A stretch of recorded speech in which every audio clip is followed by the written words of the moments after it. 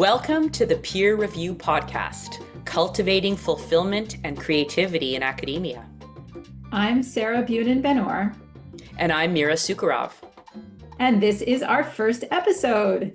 Each episode will bring us in conversation with fellow scholars and other experts on topics related to wellness in academia. We're starting off by interviewing each other about the ups and downs of our scholarly journeys.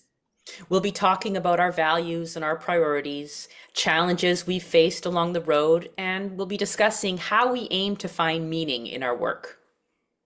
So first, let's introduce ourselves. I'm a professor of contemporary Jewish studies and linguistics at Hebrew Union College and the University of Southern California, and I run the Jewish Language Project, an initiative of HUC.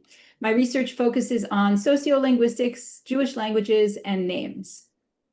I'm a professor of political science at Carleton University in Ottawa, Canada, where I specialize in Israeli-Palestinian relations and Jewish politics. Okay, so we're going to start with me asking you questions, Mira. Tell us briefly about your research. What's the through line?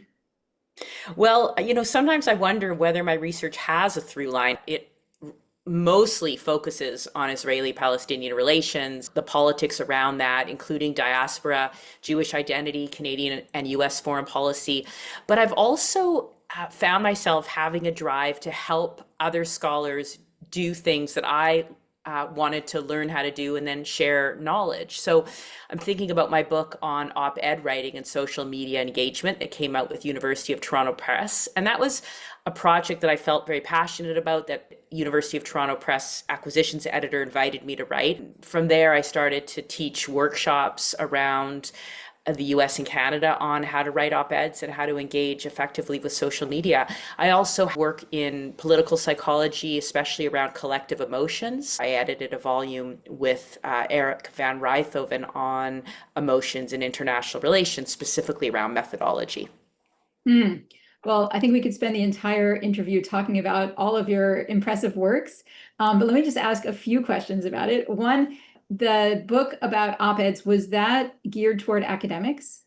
Yes, it was geared toward fellow scholars, academics, and grad students. I also had in mind fellow professors who might want to learn how to teach the skill of op-ed writing to their undergraduate students. In the last year or so, I've really started to panic a little bit about whether we're still in the business of teaching skills like op-ed writing because of ChatGPT. Yeah, I know. Everything is kind of up in the air because of AI. I noticed your first book based on your dissertation is The International Self, Psychoanalysis and the Search for Israeli-Palestinian Peace. Tell us how you learned about psychoanalysis and how you incorporated it into that book. Well, it started at the dinner table when I was growing up. My father's a psychoanalytically informed psychiatrist, and around the time that I started university, he got into academia a little bit through being an active member in his scholarly society, the study of self-psychology and writing articles. And we started having a common academic language to talk about things. And at the same time, I was influenced in my own discipline by the collective turn known as constructivism, thinking about collective identity, and really wanted to think about that in a new way. And I had a mentor, Alexander Wendt, who was one of the fathers of contemporary constructivism in our field. And he was excited to help advise a dissertation on with a psychoanalytic bent. But there's something I want to share about that I don't often get a chance to tell fellow scholars, that sort of a bee in my bonnet. So my book came out in 2005. And not long after, a new concept hit my discipline, and it was known as ontological security, meaning the way states and groups think about themselves and whether they feel nervous and fearful about their present existence, their roles, their future existence. This was essentially what my book was about, but I didn't use the term. And so because of that, I didn't get cited in the way that other people who were importing the term into our field did. And then scholars were all of a sudden talking about emotions like crazy. Again, that's the other thing psychoanalysis does, is its emotions, but I didn't use the word. So much of how one is engaged with by their peers has to do with whether you're using the right words at the right time. I wish I had advice for others because this is all retrospective, but it's certainly something that I spend too much time thinking about, probably more time than I wish. Wow. And then what about your op-eds? I know you've written op-eds in Haaretz and JTA and Toronto Star. Tell us about how you got into writing op-eds and where that fit into your career. I think it started because my little tiny local Jewish newspaper here in Ottawa asked me to write a book review of a book on social justice in Judaism. And I spent a lot of time on this book review. And then the editor asked me if I wanted to try my hand at a column. And that was exciting. But I remember Googling, how do you write an op-ed? And there was hardly anything out there. And so I sort of felt my way around and then felt like, oh, I think I get this now. And I have a skill that I can share with others. And do you feel like most of your op-eds incorporated your research? Sometimes directly and often indirectly. The other thing that was quite different in tone, aside from being more conversational in popular writing, like op-ed writing versus academic writing, the other thing that was really different was the questions I was asking in op-eds were prescriptive ones. Who should do what and why should they do that? Versus the kind of academic questions my peers and I were taught in the social sciences were mostly explanatory questions. Once I was in op-ed territory, I was speaking my mind in a different way, bringing my voice to bear in a way that drew on my values. Sometimes I would draw on Jewish ethics, Jewish values to sell my political arguments. I remember then going on to write an actual journal article on how Israel advocates, in this case, use values to sell their program, and how Palestine solidarity advocates use a different set of values in terms of particularism and universalism. But I have to say, when I started writing op-eds and then got a column, a regular column in Haaretz, the liberal Israeli news outlet, I was really in a bit of a funk. I remember I was in a bit of a professional identity crisis because I started to really, really enjoy the 750 word form versus the 8,000, 9,000 word academic article. And I started thinking the op-ed as a form is the first word on an issue rather than the last.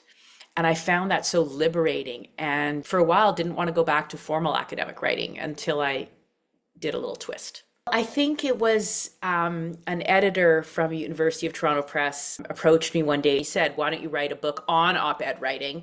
And I started talking to him a bit more. And I said, I've been having some troubles in the classroom teaching my Israel-Palestine course. It was a really tough semester. And we talked about what kind of tool I was missing. And the result of that was an edited volume with my colleague and friend, Aaron Hahn-Tapper, on social justice in Israel-Palestine, where we brought together scholars and activists to debate, discuss, engage in conversation with each other the most sensitive issues in the Israel-Palestine domain. And so I think the idea of writing books again, peer-reviewed, academic press, but for pedagogy, for other scholars' skills, loosened things up a little bit and made me think that there isn't only one kind of academic book.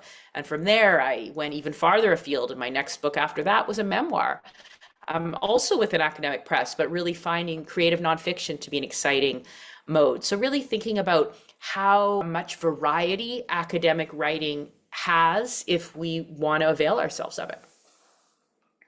I had a similar experience of writing academic articles and then having a sort of crisis moment thinking, well, how many people are actually going to read my academic articles? I can have such a bigger impact if I write articles in the general press.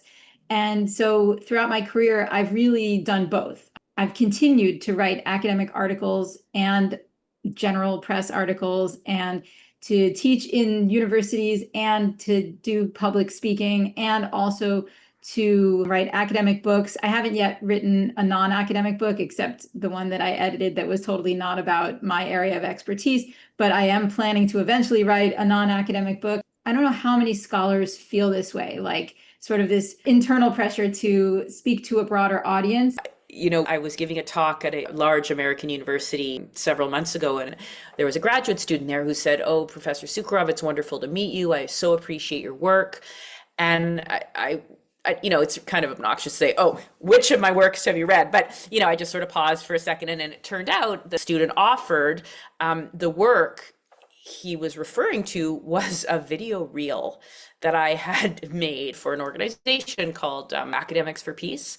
And that reel, I think, went around. It got, I don't know, a couple of 100,000 views. In that reel, I was talking about a survey that I had done and analyzed, but it just shows that one's work may reach people through ways that we don't expect. Yeah, totally. And I found that too in my work with the Jewish Language Project. I've really reached scholars that I might not have otherwise reached. In fact, just today I was in touch with a scholar that first learned about my work through social media, through the Jewish Language Project social media channels. And now we're in touch about academic matters too. So I think it actually is really, really helpful.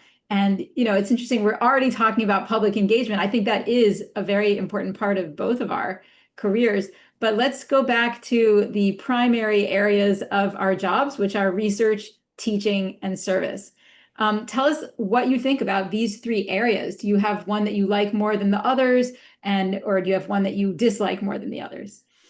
I will answer that, but I will say that I was noticing over the years, as I was starting to write more and more op-eds, that the dean's office would have prizes every year for top researcher, top teacher, a pedagogy award, a research award, and there was nothing for public engagement. So I created one when I was in the dean's office. Of course, there was a cooling off period before I was allowed to apply, which is of course very appropriate. Once after the few years of cooling off period, I started applying. I didn't win, which was actually frustrating, but actually kind of exciting. It showed how many of my colleagues are doing really amazing public engagement. And so sometimes it's another way to say, well, is our job only teaching, research, and service, or can we think about public engagement as a fourth prong? I totally agree. I think it should absolutely be one of the expectations for promotion.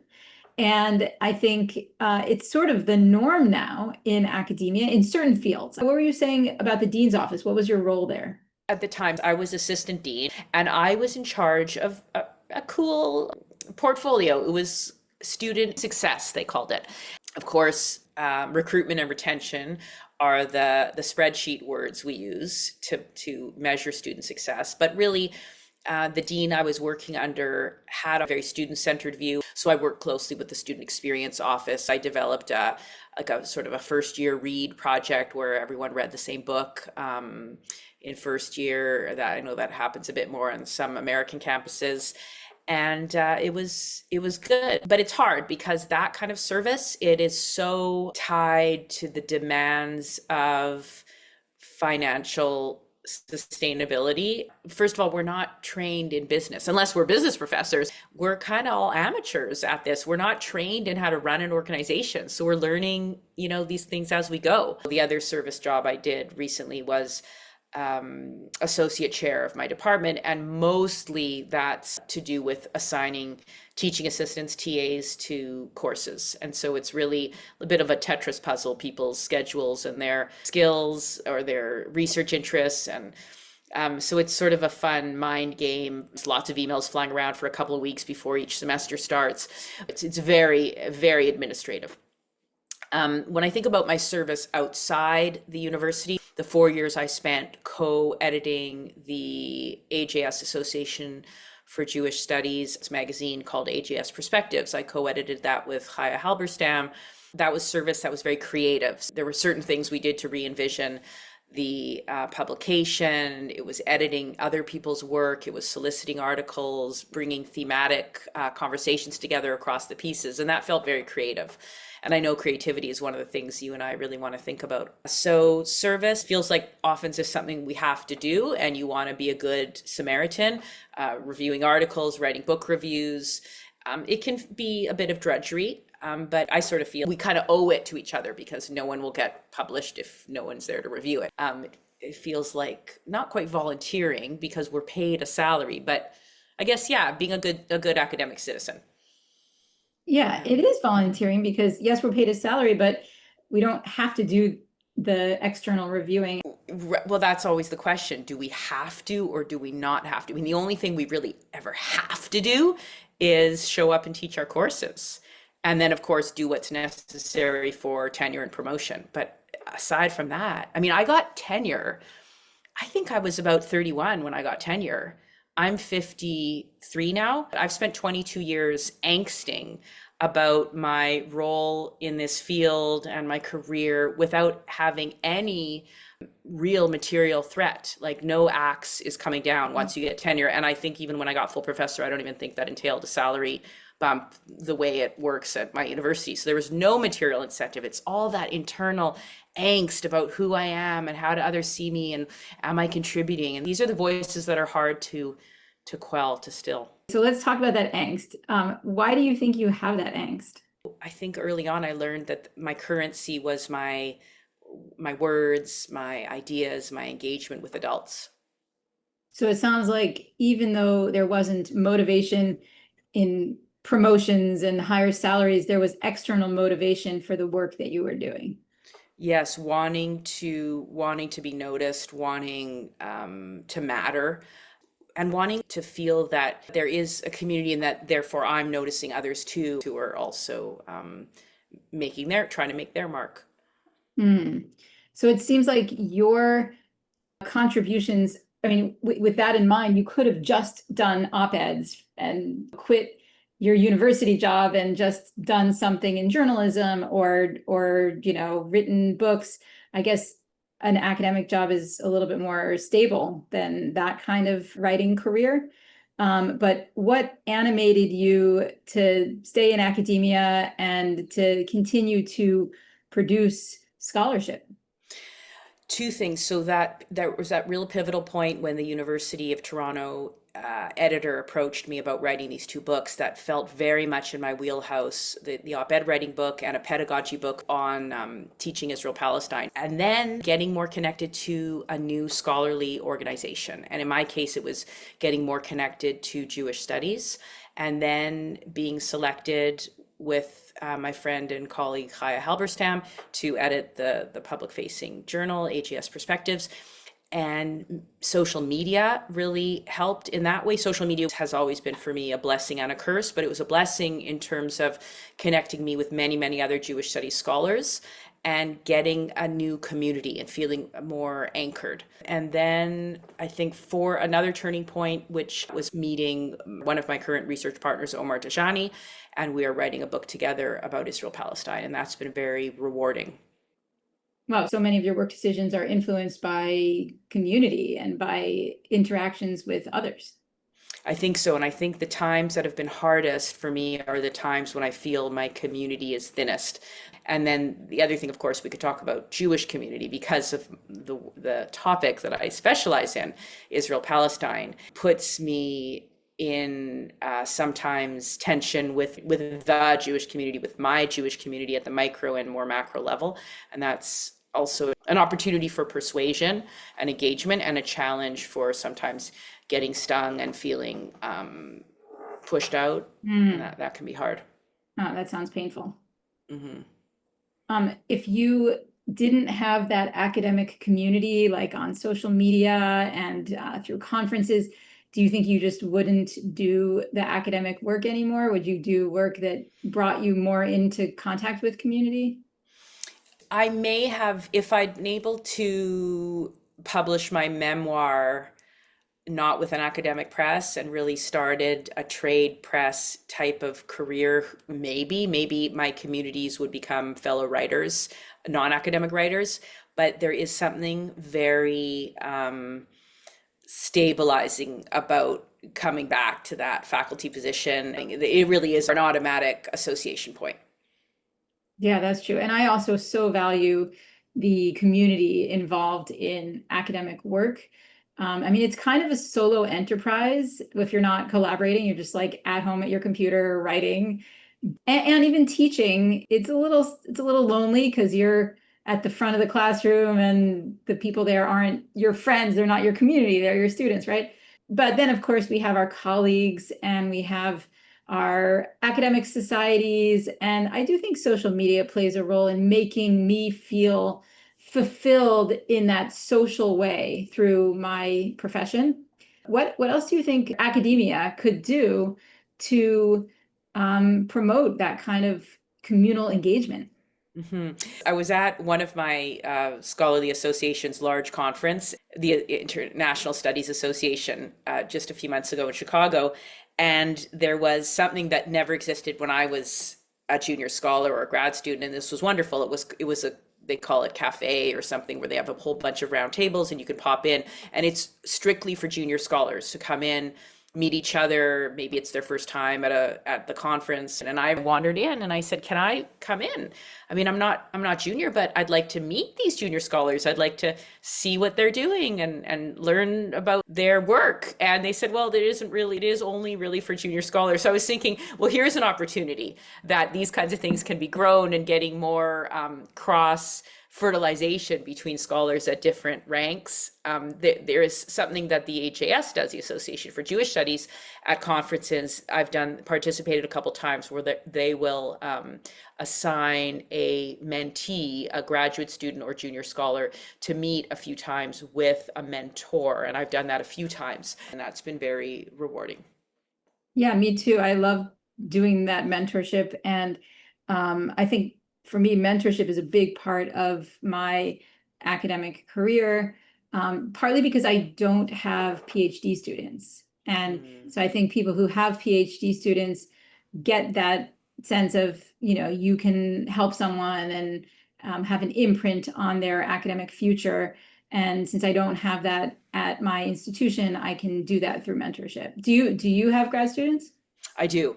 I always have 2 or 3 at a time, typically, that I'm supervising directly, and then a handful of others on whose committees I sit. And I think people don't often think about mentorship as an official part of their job, but it is. Is it part of service or is it part of teaching? Yeah, probably. It's really a bit of both. Yeah. Yeah. So let's talk about challenges. What are some challenges you've had in your career? Well, probably the biggest one was about 15 years ago, in my early 40s, feeling like, what am I doing? Who am I writing for? What are my audiences? I had a contract with a university press to write a book. The editor was excited. Partway through the process, she said, there's a new series being started at the press. So a series is a subset of the titles that the university press acquires that are grouped around a single theme or some sort of common theme, which may be more narrow, may be wider. And the series is headed by an academic, whereas the overall subject list of the press is headed by the acquisitions editor, who's the staff of the press. So the staff of the press, the acquisitions editor, said, do you want your book to be part of so-and-so series? I said, sure, great. And why wouldn't I? Why not? It's great. And then when I delivered the manuscript, it wasn't what they were expecting. And the series editor, the academic, thought this doesn't suit what he was envisioning for his series. They were willing to have me revise it, but I freaked out. Not in anger. I freaked out in fear.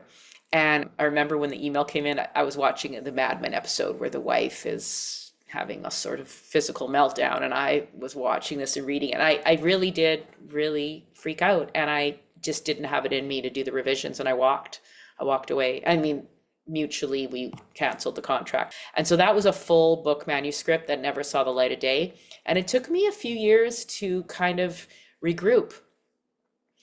And I think we need to talk about these failures, is the new trendy term. Talk about when you failed, how to fail. And I don't know if it was a failure, it was a setback.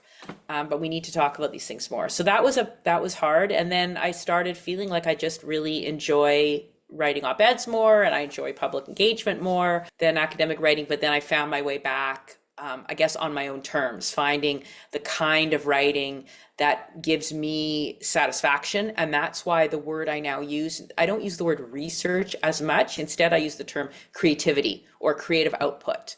And what can that look like? Is that an op-ed? Is that a memoir? Is that another type of creative nonfiction? There's a book in my field that reads like a novel that's published by Routledge, by Elizabeth Dauphiné, and that's considered part of the international relations security studies oeuvre now.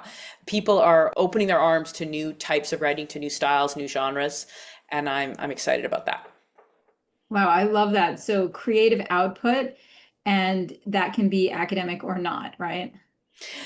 Yes, but I hesitate by saying not because I want to say no, it all counts. It's informed by our years, my years of study and teaching and research and reading and thinking. So I hesitate by saying it's not academic. It just may have a different flavor. That's an interesting issue. Like, it's not really a black and white distinction between academic and not academic. There's a lot of overlap. And I encounter that when I put together my CV. Like when I decide which section of my CV to put something in, I have a section of non-peer review academic articles. And then I have another section of applied research. And some of those are reports. Like if I'm commissioned to do a report, I'm just finishing up a report about the experiences of Sephardi and Mizrahi Jews in LA Jewish schools and camps. And so where is that going to go on my CV? It's not academic in the same way as my peer review journal articles, but it's going to go in that applied research section. But then I have another section of non-academic articles that are not about my research. They're just about random other things. And so that's in a separate section. So I mean, I think it's a continuum, but I do see them as different buckets in my creative output. Hmm. Yeah, no, I think having that overarching idea of creative output just helps us think about ultimately we're putting stuff out there.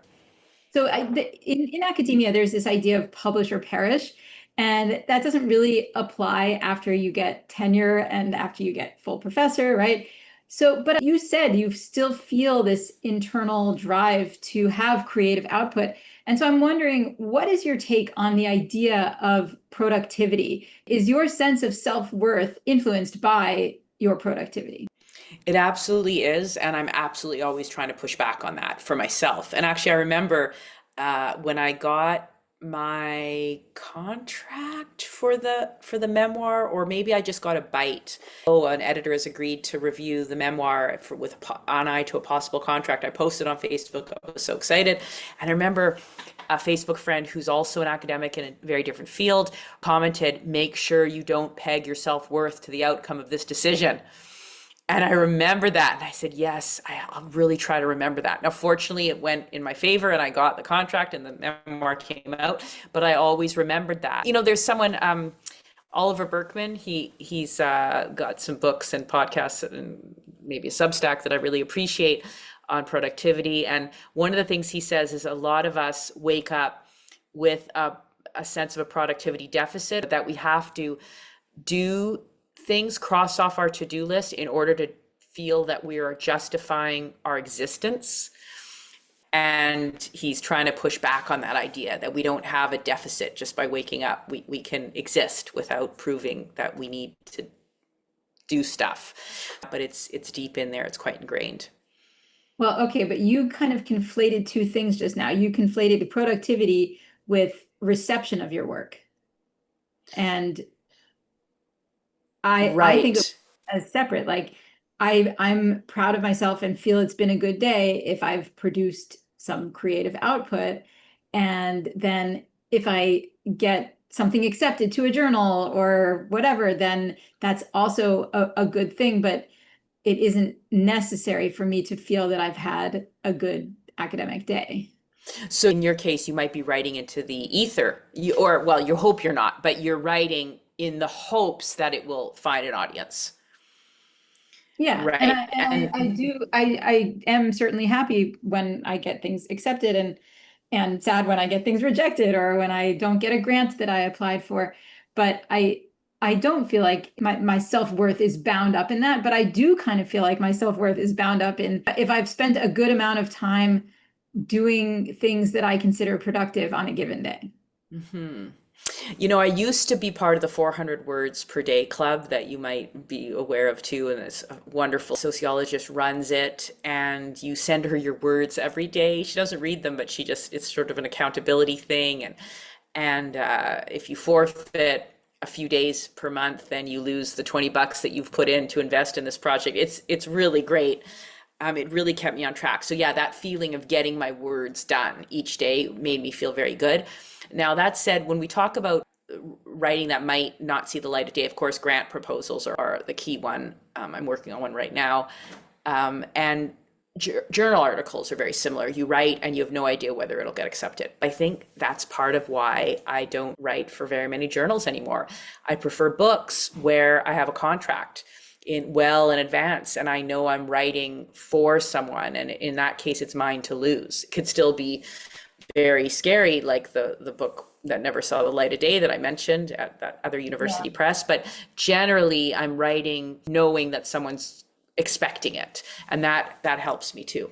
But you're right, there's a lot of things conflated: a sense of industriousness, putting words on the page, doing our job, versus will our work have a reception? Will it have any eyes on it? Will it see the light of day?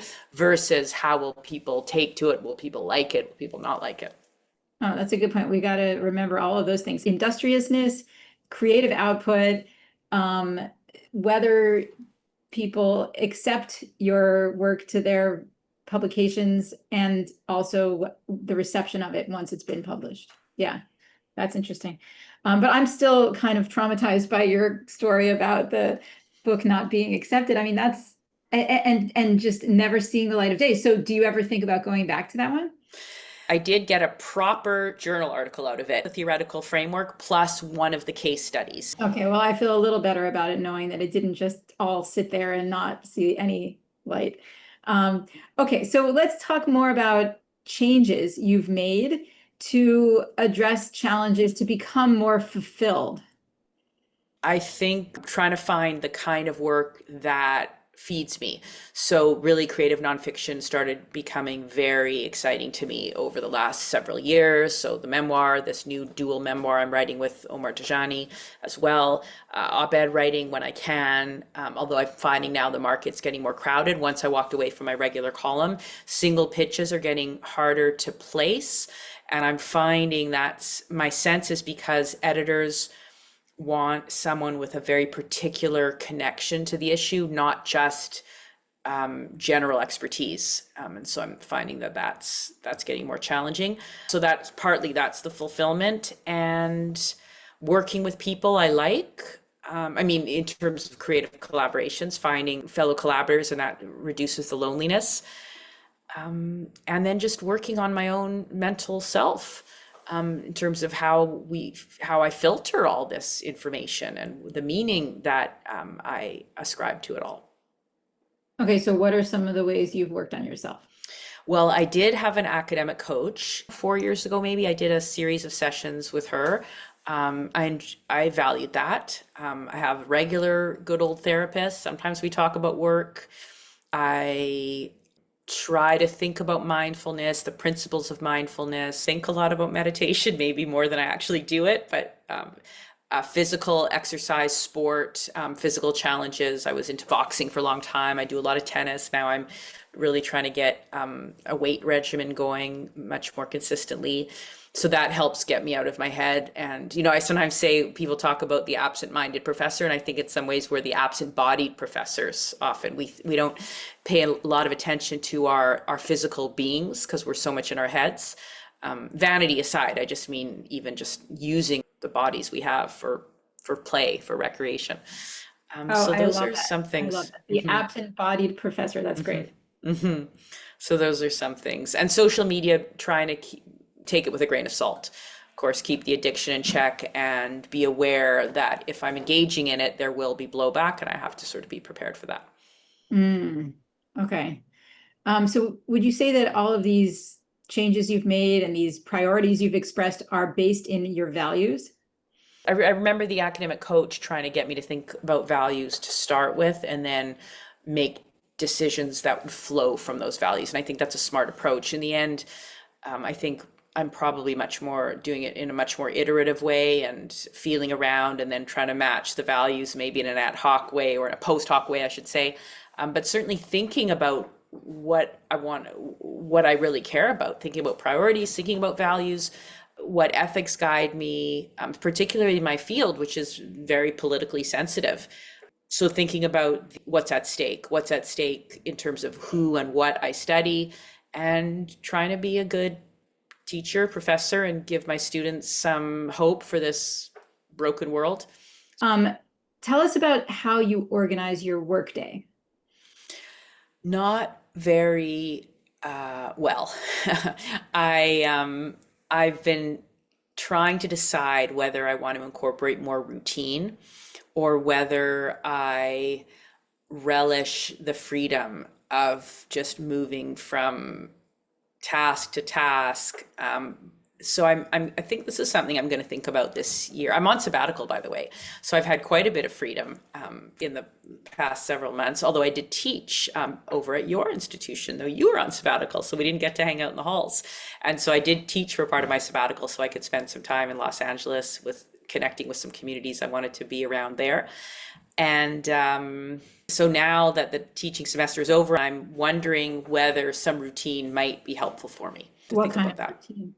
Well, it would probably entail exercise at a clear time of day and time to focus on writing at a clear time of day, because right now I feel like I'm kind of like a puck on an air hockey board. I'm just kind of moving, except that I'm the puck and the paddles. What do Not you? sure if air hockey is a thing, as much a thing down there.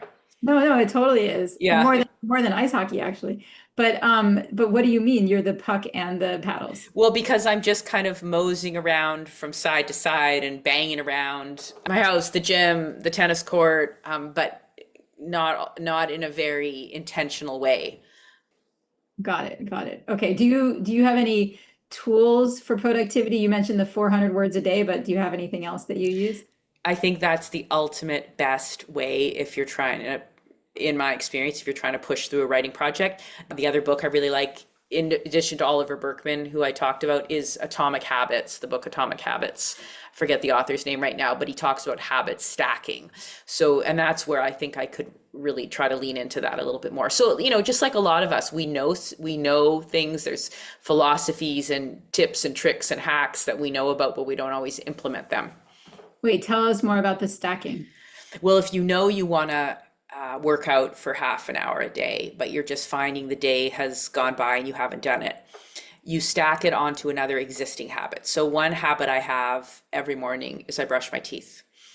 So one way of stacking habits would be, after I brush my teeth, I commit to doing my 30 minutes of exercise. And then let's say I know I want to write 400 words, which takes roughly an hour. I would say writing 400 words could take between 45 minutes and 2 hours for me. So I know that I'm brush my teeth, and then I've stacked a 30-minute exercise session on top of that. And then on top of that, I'll stack my writing time. So that would be the idea of habit stacking. And so existing habits, entrenched habits you have, help trigger new habits that you want to start to form. So what percentage of your work days would you say you actually stick to that kind of thing? Very little right now. I'm not in a good mode. Do as I say, not as I do. That's where I am right now. That's where you're finding me today, July 8th, 2025. Oh, sorry to hear that. That's too bad. Well, okay, maybe we can work on that over the course of, our conversations. And then what do you wish you had known when you started your career? I think, it's hard because in graduate school, it was so important to be very narrowly focused because I needed to get the attention of certain scholars who would serve on my committee and then write me good letters of recommendation. And I needed to have the kinds of scholarly conversations on the page in my work that would elevate me through the discipline. Later, I found if one tires of very internal disciplinary conversations, as I soon did, it's okay to branch out. It's okay to be interdisciplinary. Well, that's kind of old hat now, but it's also okay to be what I call transdisciplinary or metadisciplinary, not even thinking about disciplines. I like to think about disciplines when I teach because it helps students and grad students organize their thinking and understanding of how academia works. So I like helping them navigate that. But now that I'm post-tenure, I'm happy for my work to be, I guess, trans or metadisciplinary. So that's what I wish I had known is that one can do very different kinds of writing at different points in one's life. I love that. That's great. Well, Mira Sucharov, thank you so much for this great interview, and I look forward to continuing our conversations. Likewise, it was really fun, and I learned some stuff about myself, so thank you. Okay, it's kind of like therapy, huh? Absolutely. A little cheaper. True.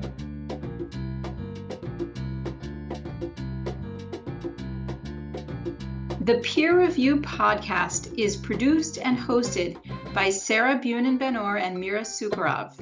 Talia Ehrenberg is assistant producer and editor. The music is written and performed by the Galactic Ambassadors. Support for this podcast comes from a faculty grant from Hebrew Union College. If you would like to sponsor an episode, you can reach us at peerreview@huc.edu. You can join the conversation on Facebook at Peer Review, Cultivating Creativity and Fulfillment in Academia. Thank you for listening.